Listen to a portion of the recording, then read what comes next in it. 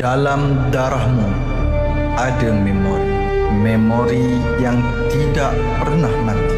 Ia mengalir dari satu generasi ke generasi berikut.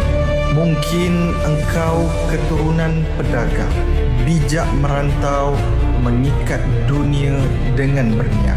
Mungkin engkau pewaris pejuang yang pernah menumpahkan darah demi maruah. Atau ilmuwan yang akalnya menerangi zaman gelap. Mungkin juga pemimpin yang dicipta untuk membangunkan bangsa.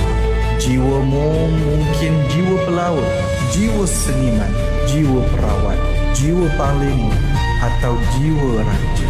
Soalnya, darah apa yang sedang bernafas dalam dirimu hari ini?